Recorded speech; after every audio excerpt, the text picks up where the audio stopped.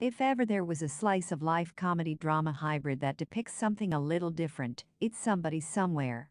Although presenting itself as the typical girl moves back to hometown and struggles to fit in mold, this dramedy extends beyond that to champion thought-provoking ideas around belonging, grief, love and acceptance. It's certainly going to be an acquired taste though, and there are moments that some would arguably call mundane, but it's a pretty entertaining watch nonetheless. The story here follows Sam, a true Kansan who moves back home with her folks. However, she's struggling with loss and can't quite fit in at work. She's constantly arguing with her sister Trish too, while her mother's alcoholism threatens to undo the whole family dynamic. When Sam meets Joel at work, the two hit it off immediately and realize that they're both outsiders in their own way. It doesn't take long before Sam embraces this new way of fitting in with those who don't fit in, typified by charismatic Fred Rococo joining them for the ride. However, each of these characters have their own issues they're dealing with, which are slowly revealed over time. We've all felt like we haven't fit in and eventually find that friendship circle we click with. Somebody Somewhere depicts that beautifully.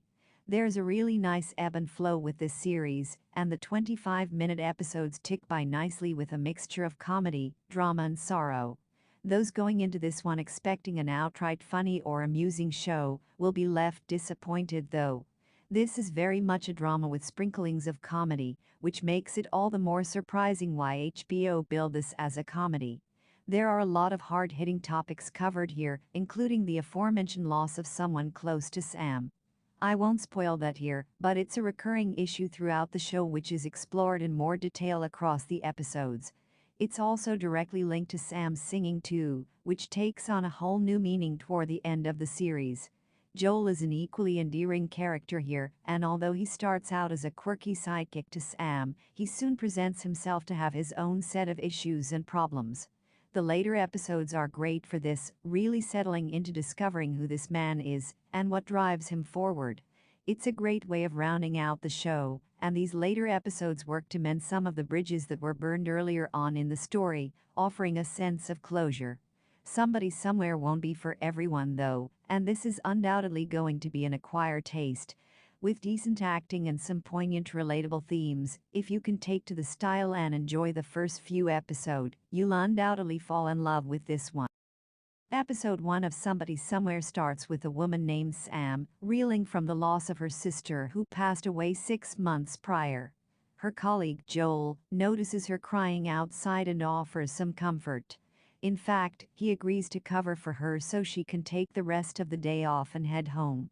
En route, Sam notices that one of her old classmates, Kaylee Normandin, is about to release a new book. This is another reminder that for Sam, she hasn't moved on and has been stuck in a rut since then. Sam and Joel start talking more at work, where the pair reflect on their high school days. The class of '87 to be precise. Sam used to be a great singer, and Joel gushes over how good Sam was. Only, she never really pursued this. On the way home, Sam and Joel both pick up Kaylee's book and laugh about how awful it is. Eventually they put it down, likening it to bathroom reading material, as we get a glimpse of Sam's dysfunctional family. A family that appeared to be hoarding toilet rolls it seems. Anyway, most of the tension here stems from Trisha, who laments that Sam's latching on her daughter and turning her into the new Holly. Thankfully, Joel is a shining light here, and he encourages Sam to join him at choir practice that night.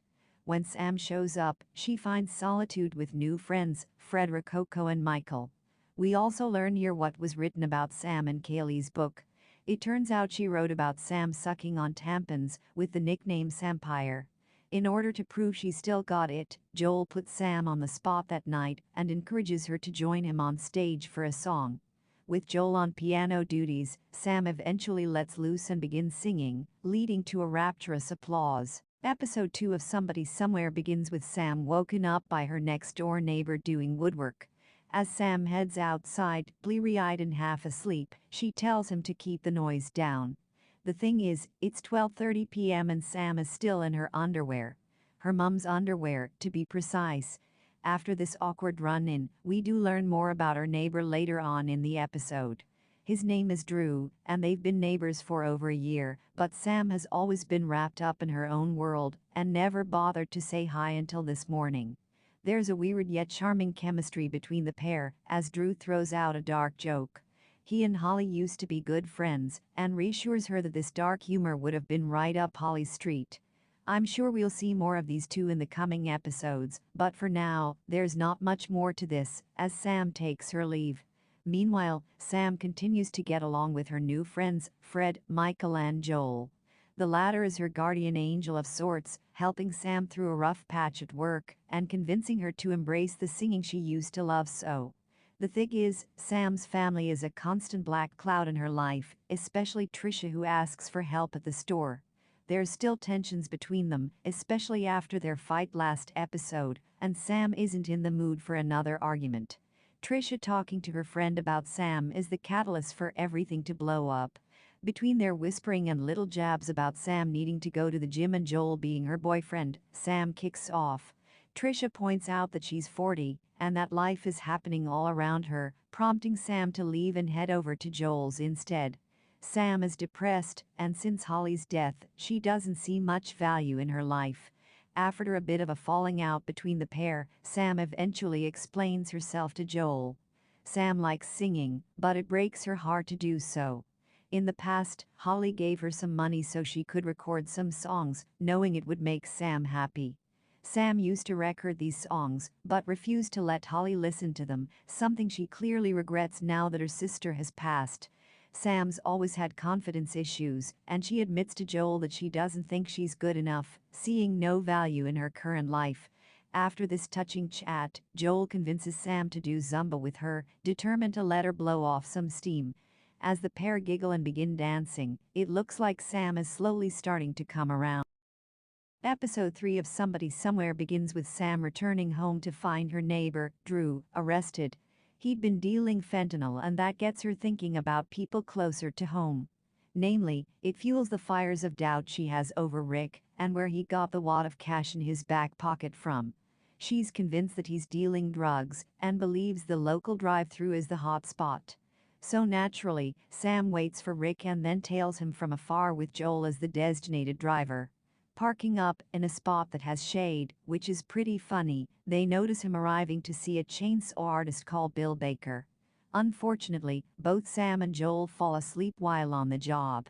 When they awaken, Sam admits she has a big Saturday where she writes goals for the week. Joel meanwhile usually does a lot of charity work on Saturdays, trying to keep busy and make sure the terror doesn't creep in. With Rick on the move, the duo end up losing him on the road after a close call with an oncoming car.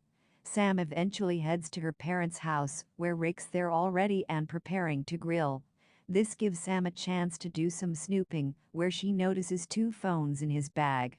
When Rick shows up, Sam stumbles over her words and makes up a very shaky cover story.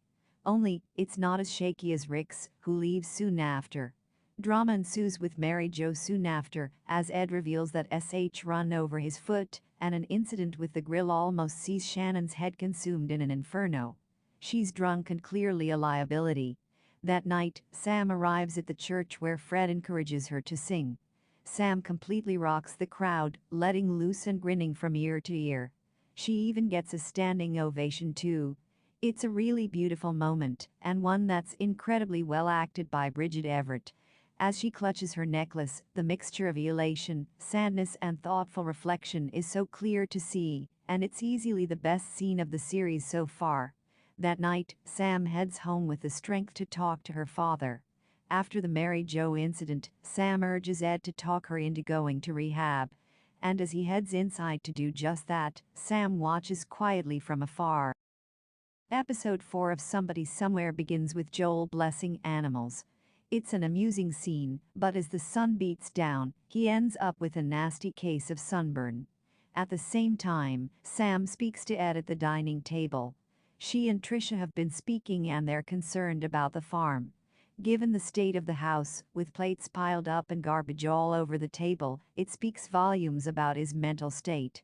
Between this and paying for MJ's therapy sessions, Ed has been struggling. As we find out later in the episode, he's also feeling a little vulnerable too. Ed is worried that MJ will fall madly in love with someone else while in rehab, or, worse, she'll realize she can do better and leave him. Sam reassures her dad that's not what's going to happen, but it does help explain his thinking. Sam meets with Fred and asks whether there's a chance of getting free labor on her farm. Thankfully, there is an opportunity, and it comes from a professor at the local university. On Sam's way home, she notices Rick in his truck. For cornering him, she confronts him about dealing drugs. He admits that's exactly what he's doing, and Rick throws his hands up in apology. He urges Sam to keep this to herself. Meanwhile, Joel's earlier animal blessings have caught the attention of the local pastor. She wants him to be a minister for the church, but Joel refuses. As he heads off, we cut back to Sam, who notices Rick outside the back of Trisha's shop that night, holding hands with one of Trisha's friends. Episode 5 of Somebody Somewhere begins with Joel at the vet with his newly acquired dog. He's not 100% sure he wants the responsibility of looking after him and thinks about taking the animal back. Meanwhile, Sam speaks to Fred about her dilemma.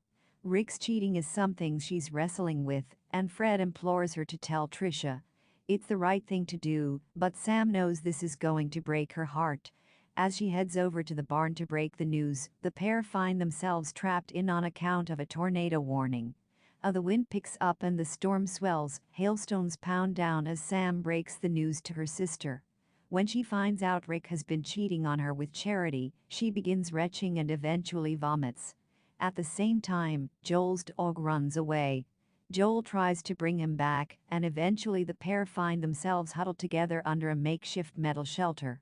Once there, Joel realizes he is cut out for these extra responsibilities after all. In fact, he rings Michael and tells him he wants kids, confessing his love. When the tornado passes, Joel decides to keep his dog, naming him Roger. Joel and Roger do eventually show up at the barn, where he teams up with Sam and Trisha as they immediately storm the motel to oust Rick. After punching Charity in the gut and forcing Rick out the house, the trio drive back home again. As the 6th episode of Somebody Somewhere begins, Fred Rococo, Murray Hill, is shown working the field with his students.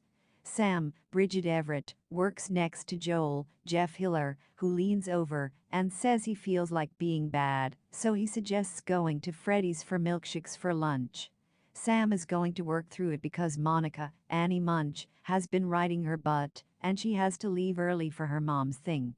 Sam recommends eating with Michael, John Hudson Odom, but Joel breaks the news that they broke up last night. He insists he is good, and they were just in different places. Sam agrees to go to Freddy's with him, although Monica interrupts before they can leave. She takes Sam into the conference room for a performance review. Sam is stunned to learn she is in the top 10 percentile and has been killing it. Monica says she can stay in testing, keep her numbers up, and become a team leader in like 3 years. Alternatively, she can move to it. It is a lateral move right now, although there is room for growth. Sam stops paying attention as Monica tells her more about her options. When Sam returns to reality, she realizes she wants to quit, so she tells Monica. She thanks Monica before leaving. When Joel finds out, he is worried it is going to get so bleak around there, and he won't have anyone to go to lunch with. He complains about Chase, Ramal Chan, who loves dinosaurs at 30, and Lydia, because her nose pops every time she chews. He yells that he doesn't like any of these people since they're so boring. Joanne, Christine Bunuan, has to tell him to keep it down because people can hear him. He tells her to butt out. Sam promises it is going to be good, and she'll text him after her mom's thing. She makes him smile, although he looks like he is going to cry when she leaves. Sam meets with Ed, Mike Haggerty, who asks if she had any trouble getting out of work early. She didn't. Since they haven't heard from Trisha, Mary Catherine Garrison, Sam decides to send her a quick text.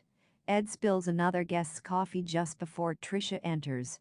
Ed leans over and asks the woman if she has a drunk in her family too.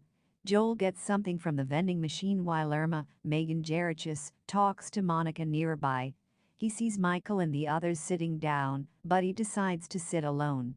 Before the therapy session with Mary Jo, Jane Brody, begins, the therapist, Tim Mason, offers everyone a homemade caramel.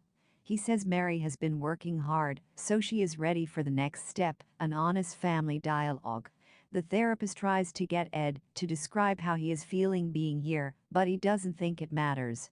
He says you just got to push your head down and deal with things. The therapist insists feelings are like a pressure cooker, where you have to relieve the pressure, or you'll eventually explode, before thanking Ed for getting it started. Mary Jo says Trisha is the pretty one. Trisha says she doesn't feel much of anything, because she is numb. That causes Mary to laugh, and call her the dramatic one too. An angry Trisha gets real while saying she used to dread coming home from school, because she never knew what she'd encounter. She didn't know which Mary they get, and their father always agreed with her regardless. Sam says the caramels are delicious. Once she manages to clear her mouth, she admits she is glad her mother is here and working hard, but she doesn't think she'll change. Her mother has gotten sober before and started drinking again. Sam and Trisha are angry when they learn their mother told the therapist nothing about Holly. As they yell at Mary, she compares herself to her mother, who was allegedly much worse. Mary screams that they shouldn't blame her for everything in their lives before exiting the room. Ed is adamant they need to keep trying, since they don't have any other choice. Back at work, Irma opens a filing cabinet and leaves it open. When Todd comes rushing by, he trips and crashes to the ground. Joel can't help but laugh. Irma sternly asks what is funny about a man getting hurt. Joel checks on Todd and returns to laughing. Later, Joel and Sam laugh together when he tells her about it and admits this is why he needs her at work with him. Sam knows he is shunned right now. She recommends picking one person to be very nice to, but she isn't sure who because she doesn't know any of their names. When Joel asks what she is going to do, Sam reveals she intends to sit down and write out her 5-year plan. Joel begins laughing until he learns she is serious. Meanwhile, Fred offers Ed advice such as growing cover crops in one area. He insists it is something good to think about for the future, although Ed says it is hard to think about the future when you're hanging on to the present. Ed apologizes for leaving early yesterday for family stuff. Fred says it is okay since family should come first. Ed confesses he hasn't always put his family first. He doesn't always express himself and tends to keep things to himself. Ed knows all of that has to change. Fred reminds him that he can only start from where he is. When Fred learns about Mary Jo being in rehab because of her drinking, he admits it is difficult for both of them. He says it is going to be okay. Charity, Heidi Johanningmeyer, arrives at the store and learns Trisha sorted out an order that had a few missing items. When a customer enters with a return, she notices the pillows that say lying cunt and queen bee. She asks if they're for sale. Charity isn't sure what to say, so Trisha blurts out yes. The customer buys it. Joel sits in his car eating chips, but tries to hide when Michael walks by. Michael walks over to see what is going on. Joel pretends he had to retrieve a chip he dropped on the floor. Michael has some of his stuff that he wants to give back to him. While loading it into Joel's car, Michael knows this is difficult for Joel, especially since Sam quit her job. Joel says it is okay before Michael reveals he bought a refund. She looks through the notebook and begins singing some of the old songs she wrote as a kid. After a few silly songs, she finds something that changes her mood. Holly's song is written at the top of the page, while a few lines have been marked through. Sam goes out to the garage, where she finds a CD for her vocal demos. She grabs her boombox and goes to the cemetery to visit Holly's grave. When she arrives, she sees that the headstone is missing besides a small plastic one, and the grass there has died. She doesn't want to sit down and talk to a plastic headstone while saying she screwed up over and over. She sits down before telling Holly she is sorry she couldn't play these for her because she knows how much she wanted to hear them. Sam is going to play them for her now. When the groundskeeper, Don Forston, shows up, Sam asks him about the headstone. He explains he has been trying to get the mother to finalize the order for months now. Although he calls and sends emails, she never answers him. Sam curses her mother for that. She tells Holly that she deserves more than this. She apologizes as she leaves the cemetery. Sam goes to the rehab to get Mary to pack her bags because being in here is only a waste of time and money. Mary complains that she only came home to dump her in here. Sam argues that her mother isn't even trying, but Mary says she is. She goes off on her mother for not telling the therapist about Holly and not paying for her headstone. Mary says she can't talk about her because it is too hard. Sam reminds her it is hard for all of them. Her mother confesses she sits around here thinking about how she messed up with all her girls. Sam reminds her how she would sing to them to make them feel better when they get upset as kids. She sings to her mother as the episode ends. Episode 7 of Somebody Somewhere begins with Sam working in Trish's shop, cheerfully interacting with customers. Trish is still torn up over what's happened with Rick, but doesn't want to talk about it. She does, however, praise Sam for a job well done. Out of all the bridges burned or mended this season, Trish and Sam are finally back on the same page. Trish isn't the only one who doesn't want to talk. Joel is stuck in a rut and going through the motions following what's happened. Sam shows up later on and deciding they should find him a new church. So off they go, visiting one establishment where Joel gets a feel for the place. Despite it seemingly being perfect, Joel admits after the sermon that he's not a churchgoer anymore, and he's turned away from this. Sam shows up to see Rick at the motel, intending to pick something up for Trish. Rick has taken to choir practice now too, and despite his pleasant words, Sam cannot forgive that he screwed Charity. She calls him an idiot and leaves. Sam shows up at Trish's shop soon after, where hostility ensues between the pair. Sam is left to watch helplessly before Joel shows and directs traffic. He recites lines from the Bible and tells the pair to patch up their differences or be done with it. Meanwhile, Ed heads off to visit Mary Jo at the care home. After a private meeting, seemingly about finances, Mary Jo decides to discharge herself, but heads home with a list of meetings to attend. It seems she's serious about kicking her alcohol addiction, and in doing so, makes sure she's not a financial burden to Ed. Intending to inspire Joel, Sam eventually sings in the barn for everyone before heading off on a road trip. It's a really joyous occasion, given Sam has found a bunch of relatable characters to share her wins and losses with. However, when she heads home again and lies down on her bed, Sam reflects on the journey she's taken and begins crying. She rolls over as the episode comes to a close. Somebody Somewhere bows out its final episode with a somewhat open conclusion, one that leaves many questions over where our characters will end up going forward. It's clear that Sam is still carrying a fair amount of trauma with her, which is typified by that final shot. However, there's a good job done here airing out Sam and Joel's issues, with the pair helping one another to cope with their problems. For that alone, the show has done a decent job, but the ending doesn't really feel like a finale of sorts. In fact, there could easily be several more episodes tacked on the end of this. Either way though, the moral of the story is that time does heal wounds, but sometimes it takes longer than you think. Those who look the most cheerful on the outside could be carrying a fair amount of trauma and baggage with them. This is ultimately the message of this slice of life drama, which rounds out its 7-episode run with a reflective and thought-provoking final chapter.